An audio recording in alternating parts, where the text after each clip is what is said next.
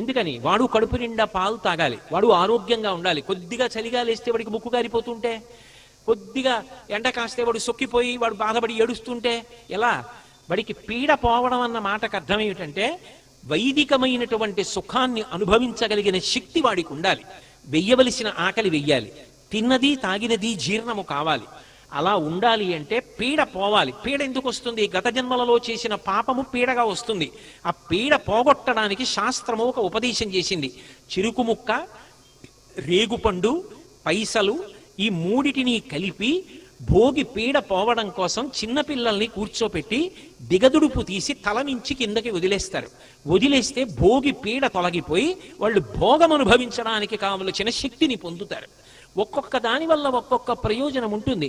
అది ఉంటుందా అంటే అన్నీ కొన్నిసార్లు అనుభవము చేత తెలిసేవి కావు, కానీ నమ్మకం చేత పెడతాయి. భూమి తిరుగుతోంది, నేను చూశానా? కానీ శాస్త్రములు చెప్తున్నాయి, శాస్త్రవేత్తలు చెప్తున్నారు, నమ్ముతున్నాను. అంతేగాని భూమి తిరగడం నేను చూడలేదండి అందుకని నేను నమ్మనండి అంటే మానే. నువ్వు నమ్మలేదు కాబట్టి భూమి తిరగడం మానేస్తుందా? నువ్వు నమ్మితే భూమి తిరుగుతుందా? నీ నమ్మకం అనేటటువంటి దానితో సంబంధం కాదు. కొన్ని శాస్త్రాన్ని ప్రమాణం చేసుకొని నమ్మడం కర్తవ్యం. తస్మాత్ శాస్త్రం ప్రమాణంతే కార్యాకార్యం వ్యవస్థితౌ. అందుకని భోగిపీడ తొలగించడానికి ఆ పైసలు, చెరుకు ముక్కలు, దానితో పాటుగా రేగుపళ్ళు ఈ మూడిటిని విడిచిపెడతారు.